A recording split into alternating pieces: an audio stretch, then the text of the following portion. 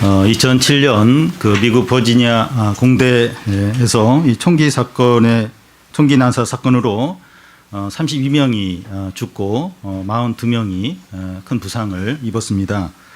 그 사고로 미국 사회와 온 세계가 큰 충격과 큰 슬픔에 빠졌는데, 범인은 그 대학 4학년인 조승이라는 그 한국인 학생이었습니다. 그는 초등학교 2학년 때 부모와 함께 미국에 이민 갔는데 언어와 성격 장애로 그 외톨이로 지냈다고 합니다.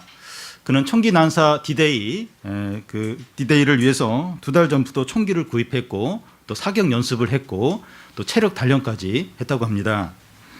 그런데 그는 이날을 위해서 한두 달 준비한 것이 아니라 10여 년 전부터 준비했다고 봐야 합니다. 항상 외톨이로 지내면서 세상과 사람들에 대한 이 증오심이 마음속에서 계속 쌓여만 갔던 겁니다. 전문가들은 이 조승희 사건을 보면서 우리 주위에 제2, 제3의 조승희가 있다고 말합니다. 아직 사건을 저지르지 않았지만 마음속에 분노와 증오를 계속 쌓아가고 있는 사람들이 미래의 조승희가 된다는 겁니다. 우리는 오늘 말씀에서 이 조승희 같은 한 인물을 보게 됩니다. 조승희 같은 인물이 하루아침에 생긴 것이 아니라 10여 년에 걸쳐서 나오는 것처럼 아비멜렉도 이스라엘의 오랜 불신앙 가운데서 나왔다고 볼 수 있습니다. 기드온은 300명을 이끌고 미디안을 대파하고 또 이스라엘을 구원해서 평화를 주었습니다. 이스라엘 백성들은 기드온에게 나와서 당신과 당신의 아들과 당신의 후손이 우리를 다스려달라고, 우리의 왕이 되어달라고 요청합니다. 그러자 기드온은 나는 왕이 되지 않을 것이고 여호와가 너희를 다스릴 것이라고 말합니다. 그렇지만 기드온은 백성들에게 전리품을 가져오라고 요청했고 백성들이 기꺼이 가져온 금을 가지고 금 에봇을 만들었습니다. 기드온은 금 에봇을 자기 집에 두는데 이스라엘 백성들이 그 금 에봇을 아주 음란하게 섬겼습니다. 그는 금 에봇을 통해서 이스라엘 백성들에 대해서 잘못된 리더십을 이제 가지려고 했던 겁니다. 또한 기드온은 이 왕이 되는 것을 거절했지만 왕같이 많은 아내를 거느렸고 70명의 아들을 낳았고 그것도 부족해서 세겜에 첩을 두고 한 아들을 낳았습니다. 기드온은 미디안과의 전쟁에서 승리하기까지는 믿음으로 잘했지만 그 이후에는 욕심과 불신앙으로 살았다고 볼 수 있습니다. 아비멜렉의 이 반란은 기드온의 불신앙인 삶에서 나왔다고 이제 볼 수 있습니다. 그래서 하나님의 백성들은 자기 생각만 하면 안 됩니다. 자신의 삶이 그 다음 세대의 믿음의 징검다리가 될 수도 있고 하나님으로부터 떠나게 만드는 올무가 될 수도 있기 때문입니다. 그가 어떤 삶을 사느냐에 따라서 그 후손들에게, 후배들에게 믿음의 징검다리가 될 수도 있고 이 자녀들과 후손들이 하나님을 떠나도록 하는 어떤 올무가 될 수도 이제 있다는 겁니다. 사람들과의 관계는 다 연결이 되어서 서로 영향을 주고 받습니다. 가족 관계와 교인 관계와 이웃 관계가 다 연결이 되어 있어요. 그래서 선한 영향이든지 악한 영향이든 서로 막 주고받게 되었습니다. 그러니까 자기 혼자의 문제가 아니에요. 나만 이렇게 하고 저렇게 하고 그걸로 끝나는 게 아니라 다 영향을 줘요. 가족, 교인, 또 이웃들, 회사에서, 학교에서 막 영향을 줘요. 그래서 선한 영향이든지 악한 영향이든지 막 서로에게 주고받게 이제 되어 있습니다. 지금 우리가 하나님의 말씀에 순종하며 살지 않을 때 단지 우리만의 문제가 아니라 우리 후손들은 우리보다 더 악하고 더 불신한 가운데 살 수 있습니다. 오늘날 많은 부모들이 이 자녀들의 공부를 악착같이 시키는데 자녀가 부모 수준의 직업을 갖거나 부모와 비슷한 어떤 경제 수준을 누리기를 원하기 때문입니다. 하물며 우리 믿음의 부모들은 이 자녀의 신앙을 생각하면서 더욱 이런 열심을 이제 가져야 된다고 생각이 됩니다. 그러니까 이 세상적인 부모들은 이 애가 이런 직업을 갖고 이런 경제적인 수준에 올라야 이 애들이 행복할 거다. 그래서 막 악착같이 얼마나 집요하게 그렇게 공부를 시키는지 몰라요. 왜냐하면 그래야 행복하니까. 근데 우리 믿는 사람들은 뭐가 진정으로 귀하고 뭐가 참되고 뭐가 진정한 행복인지 이제 알잖아요.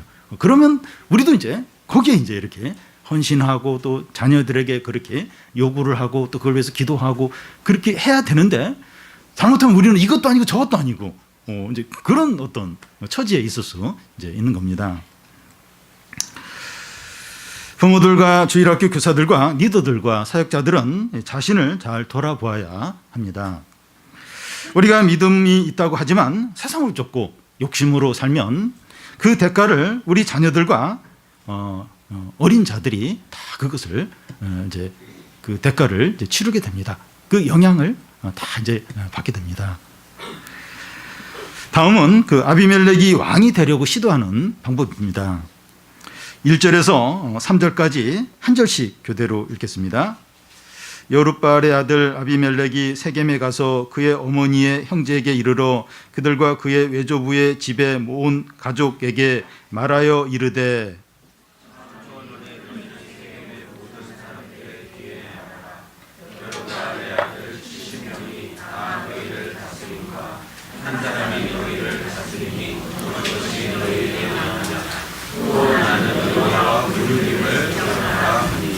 그의 어머니의 형제들이 그를 위하여 이 모든 말을 세겜의 모든 사람의 귀에 말하매 그들의 마음이 아비멜렉에게로 기울어서 이르기를 그는 우리 형제라 하고.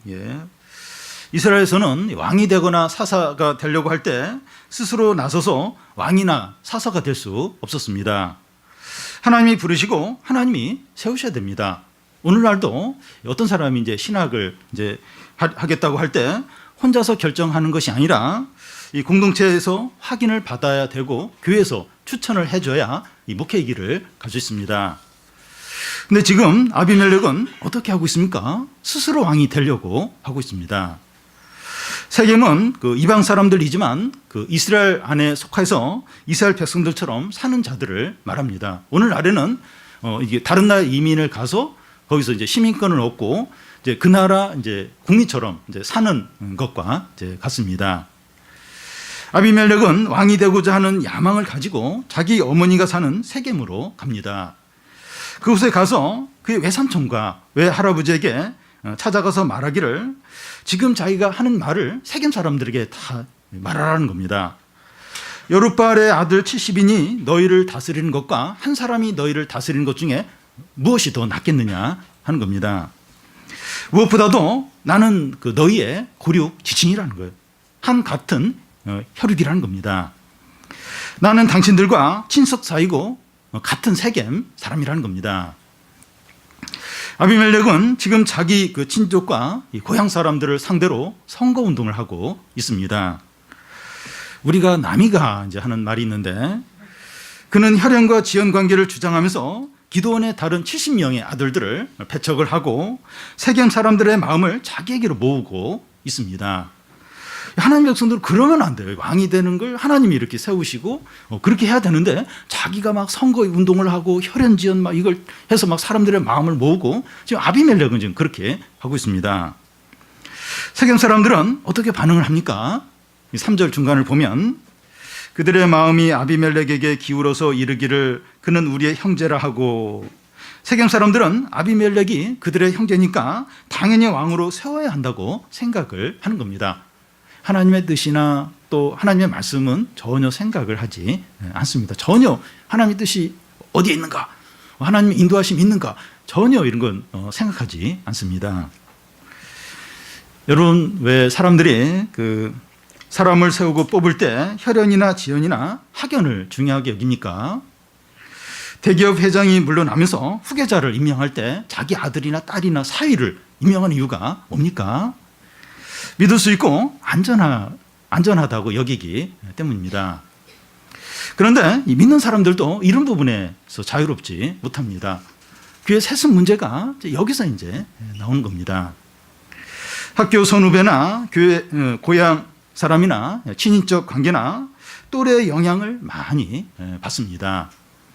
공동체 안에서 이런 관계가 있는 사람들끼리 더 가깝게 지내고 더 편하게 대하고 더 의지하기가 쉽습니다. 이 잠실의 어느 교회는 그 역사가 한 90년 된 교회인데 그런 교회인데 그 교회가 한 1,000명 정도, 1,000명이 넘는 그런 교회입니다. 그런데 그 중에 그 300명이 친인척 관계에 있습니다. 그래서 그 300명이 교회의 어떤 주요 요직을 다 이렇게 차지하고 있고 또 그 300명이 이제 교회를 이제 좌지우지하는 겁니다. 그런 교회는 이 복음의 능력이 나타날 수 없고 성령이 역사할 수가 없습니다. 그 300명이 복음의 역사를 딱 막히는 거예요. 인간적인 걸로 싹 해버리면 이제 뭐 이 복음의 능력이나 성령의 역사가 나타날 수 없게 됩니다. 믿는 자들이 이런 인간적인 관계들에 완전히 자유할 수는 없지만 이런 인간적인 관계에 매여 있으면 안 됩니다. 우리가 이런 인간적인 관계에 갇혀 있다면 아비멜렉과 세겜 사람들과의 관계처럼 될 가능성이 이제 많습니다. 예수님은 그 믿는 자들은 혈연 관계를 뛰어넘어야 한다고 분명히 말씀을 했습니다.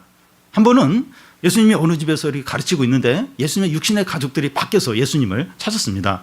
그때 예수님이 내 모친과 내 형제는 하나님의 뜻을 행하는 자들이다 이렇게 분명하게 하셨습니다.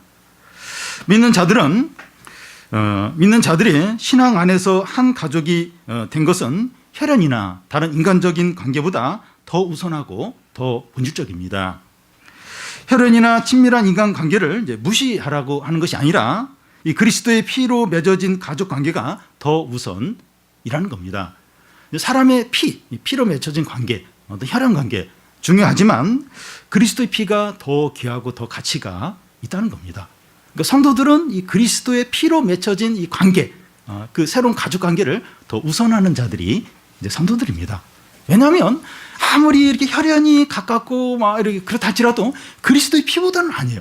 그리스도의 피로 맺어진 그 성도들 관계, 그 관계가 가장 우선이고 가장 귀하고 가장 그것을 크게 여기는 자들이 성도들입니다. 우리는 이 성령께서 하나 되게 하신 것을 힘써 지켜야 됩니다. 그리스도가 이 피를 통해서 모든 벽들을 다 허물고 이제 하나 되게 하셨는데 그걸 힘써 지키도록 해야 됩니다. 다음은 아비멜렉이 왕이 되기 위해서 하는 일들입니다. 4절에서 6절까지 한 절씩 교대로 읽겠습니다. 바알불이 신전에서 은 70개를 내어 그에게 주매 아비멜렉이 그것으로 방탕하고 경박한 사람들을 사서 자기를 따르게 하고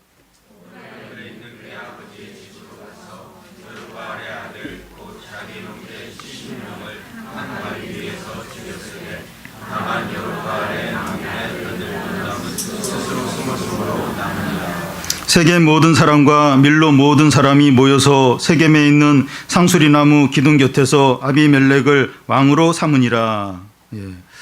어떤 사람이 대통령이 되려면 대통령으로서의 자격을 갖춰야 되고 어느 지역에서 지지를 해줘야 되고 정치 자금이 있어야 합니다.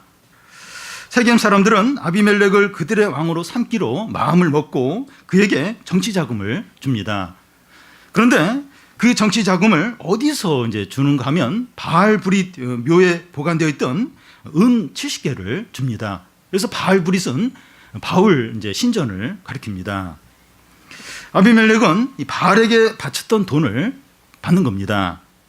그런데 아비멜렉이 신앙이 조금이라도 있었더라면 바알 신상을 다 부숴버린 자기 아버지를 생각해서라도 그 돈을 받으면 안 됐습니다. 자기 아버지는 여룻바알이라고 바알과 싸우고 그래서 바울 신상을 다 이제 부순 그 아버지 기도하는 그런 사람인데 아비멜렉이 조금이라도 이렇게 믿음이 있었으면 그 바알 신전에서 이렇게 나온 그 돈을 그걸 가지고 이렇게 이렇게 정치를 하려고 왕이 되려고 그렇게는 하지 않았어야 됐습니다. 그런데 그는 우상의 돈을 가지고 왕이 되려고 하는데 조금도 꺼리낌이 없었습니다. 아비멜렉은 그 돈으로 방탕하고 경박한 사람들을 사서 자기를 따르게 합니다. 돈이면 무슨 짓이든지 할 그런 사람들을 불러서 자기 추종자로 삼은 겁니다. 자기 지지자, 또 자기를 위해서 싸울 수 있는 또 선봉대, 그러니까 돈만 주면 무슨 짓이든지 할 수 있는 그런 사람들을 모아가지고 자기를 따르고 자기를 지지하고 또 자기의 어떤 부하로 삼고 있는 겁니다. 그는 그들을 데리고 자기 아버지가 살던 오브라로 가서 자기의 이복 형제 70명 중에서 막내 요담만 빼놓고 69명을 한 바위에서 죽입니다. 막내 요담은 간신히 도망을 쳤기 때문입니다. 그런 일이 있고 나서 세겜 사람들은 이 아비멜렉을 그들의 왕으로 삼습니다. 세겜 사람들도 공범이에요. 같이 지금 이 아비멜렉하고 이렇게 이 악한 일을 도모해서 지금 이런 일을 하고 있는 겁니다. 이것은 하나님의 뜻과 상관없고 인간적인 방법으로 왕이 되는 겁니다. 비극의 시작이에요. 다음에 좀 뒤에 이제 보겠지만 아비멜렉이 왕이 된 후 3년이 지나자 이 세겜 사람하고 이 아비멜렉 사이에 전쟁이 일어납니다. 그러니까 3년 동안은 그냥 잘 지냈어요. 아비멜렉이 이제 그 세겜 사람이 아비멜렉을 왕으로 삼고 그렇기 때문에 잘 지냈는데 3년째 될 때 둘 사이에 틈이 갈라지면서 전쟁이 시작됩니다. 서로 죽이고 죽습니다. 결국은 아비멜렉은 여인이 던진 맷돌에 머리가 맞아서 두개골이 깨어지면서 죽게 됩니다. 욕심이 태양제 죄를 낳고 죄가 장성하여 사망에 이르게 됩니다. 아비멜렉과 세겜 사람 사이에 일어난 이런 일은 교회와 믿는 자들에게 시사하는 바가 큽니다. 교회와 성도들이 하나님의 뜻과 말씀에 따라서 하지 않고 인간적이고 세상적인 방법으로 할 때 한동안은 좋을 수 있지만 결국은 이런 비극과 멸망이 온다는 겁니다. 그래서 하나님이 기뻐하지 않는 계획이나 사업이나 이성교제는 하지 않도록 해야 됩니다. 하나님이 싫어하시는 일의 끝은 후회와 고통과 비참이기 때문입니다. 마지막으로 아비멜렉이 이 모든 제약된 일을 한 근본적인 이유가 무엇이냐 하는 겁니다. 아비멜렉은 첩의 아들이었습니다. 아마 기드온의 다른 70명의 이복 형제들로부터 어렸을 때부터 무시와 소외를 당했는지 모릅니다. 그의 안에는 열등감과 분노가 있었을 겁니다. 그런데 이런 열등감과 분노는 시간이 갈수록 더 깊어지고 더 커지기가 쉽습니다. 아비멜렉은 분노의 칼을 갈면서 오랫동안 이 일을 준비했을 겁니다. 결국 그의 분노의 분출은 69명의 이복 형제들을 한 반석에 잔인하게 죽이는 것으로 나타났습니다. 이게 그냥 우발적인 갑자기 충동해서 그게 아니라 오래전부터 이 분노의 칼을 가른 거예요. 그래서 딱 이렇게 때가 됐을 때 이 엄청난 악을 행하게 된 겁니다. 여러분, 분노와 열등감과 상처가 없는 사람 아무도 없어요. 아무도 없습니다. 다 이렇게 자라면서 이런 상처를 받지 않은 분노가 없는 사람, 열등감이 없는 사람은 아무도 없습니다. 저도 이 분노와 열등감이 많았어요. 많았습니다. 예수님 만나고 그때부터 이제 치료가 돼서 그렇지, 그래도 좀 나은 거지. 이 분노와 열등감이 저 안에도 많이 있었습니다. 그런데 이런 내적인 분노와 상처는 치료받고 회복이 돼야 합니다. 어떻게 치료받을 수 있는가 하면 하나님께 나와서 쏟아놓고 누군가와 나누고 공동체 안에서 치료를 받아야 됩니다. 이런 내적인 문제가 더 악화되는 사람의 특징은 아무에게도 말하지 않아요. 자기 안에서 그걸 계속해서 키웁니다. 조승희 같은 사람이 대표적인 그런 사람이에요. 이야기를 안 해요. 이야기를 할 기회도 없고, 그러니까 뭐 안에서 계속 그걸 키워가는 게 분노와 미움과 열등감과 이걸 계속해서 자기 안에 이제 키우는, 이게 노출을 안 시키는 거예요. 계속 안에서만 그 괴물을 이제 키우는 겁니다. 사서 중에 그 입다가 있는데 그는 아비멜렉처럼 똑같은 첩의 아들이었습니다. 이 입다는 더 이렇게, 아비멜렉은 그래도 세겜 사람들이 챙기고 좀 이렇게 그런 게 있었는데 입다는 쫓겨나가지고 그래서 더 이제 이렇게 입다는 더 이제 소외감이나 무시를 더 많이 당했습니다. 그런데 그는 이 아비멜렉처럼 무시와 소외를 당했지만 놀라운 신앙의 인물이 되었습니다.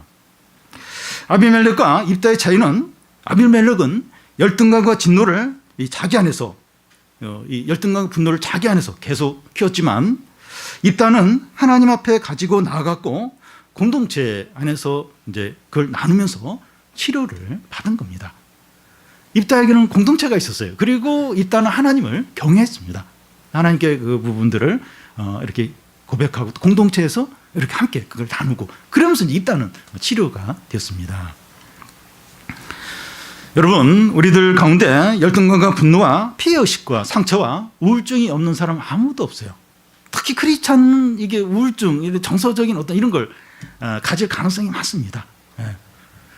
그 엘리야도 보면 그렇게 주님을 위해서 열심을 냈다가 막 이렇게 이세벨이 자기를 죽이려고 하고 그래서 막 도망을 치다가 이렇게 막 그 나무 그 밑에서 내 생명을 가져달라고 나를 죽여달라고 막 그러니까 이게 침체에 빠진 거예요. 그 엘리야도 이제 어떤 우울증이 이제 있었던 겁니다. 그러니까 크리스찬들은 진짜 정서적인 문제를 가질 가능성이 많아요. 그러니까 생각을 많이 하고 화도 제대로 못 내고 어떤 욕구 같은 것도 이렇게 분출을 못 하고 참아야 되고 막 이런 게 이제 어떤 정서적인 어떤 그런 걸 그 갖게 만드는 그런 요인이 이제 되는 겁니다. 그래서 상처와 우울증과 분노와 열등감 이런 게 없는 사람이 아무도 없습니다. 한국인 8명 중에서 1명이 이제 우울증을 가지고 있다는 보고도 있는데 마음의 병과 상처가 없는 사람은 아무도 없습니다. 육체의 병보다도 실제로 사실은 이 마음의 병이 훨씬 더 심각합니다. 훨씬 더 삶에 미치는 영향이 이제 큽니다. 우리는 어떻게 됩니까? 우리 안에 있는 열등감과 상처와 아픔들을 숨기지 말고 인정하는 게 필요합니다. 일단은 인정을 해야 돼요. 내 안에 지금 분노가 있다, 열등감이 있다, 상처가 있다. 이걸 인정하는 게 필요합니다. 신뢰하는 사람에게 이야기하고 하나님 앞에 나아가 쏟아놔야 됩니다. 그래서 뭐 그 사람에게 이야기한다고 해서 그 사람이 다 뭐 해결해 주는 건 아니지만 일단 이렇게 노출을 시키면 그게 이제 이렇게 좀 더 객관화가 되고 뭔가 이야기를 하면서 조금 본인에게 정리가 되고 또 상대방이 그걸 좀 잘 들어주면 그게 위로가 되고 그러면서 뭔가 이제 그게 좀 다뤄지게 돼요. 그리고 하나님 앞에서 이렇게 쏟아 놓을 때 고백을 할 때 하나님 그걸 들으십니다.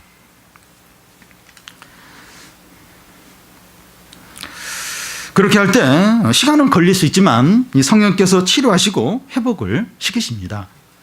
여러분 핸드폰이 고장나면 어떻게 합니까? 핸드폰을 만든 그 회사 그 서비스 센터에 가서 AS를 받게 되는 것처럼 사람의 고장난 부분은 하나님께로 가져가야 고쳐질 수 있습니다.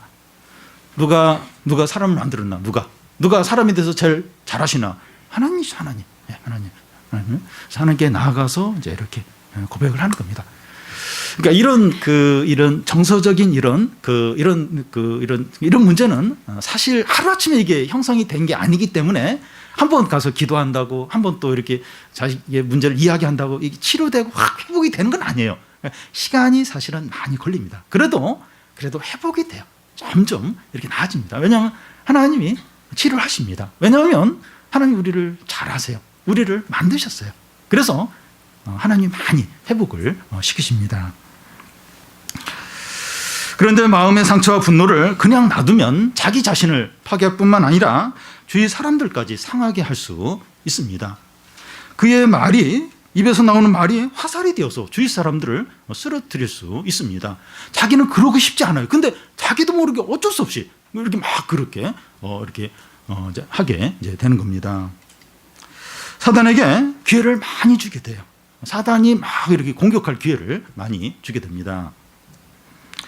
여러분 한 사람이 성령 충만하면 얼마나 많은 사람들을 살리고 풍성하게 하는지 모릅니다.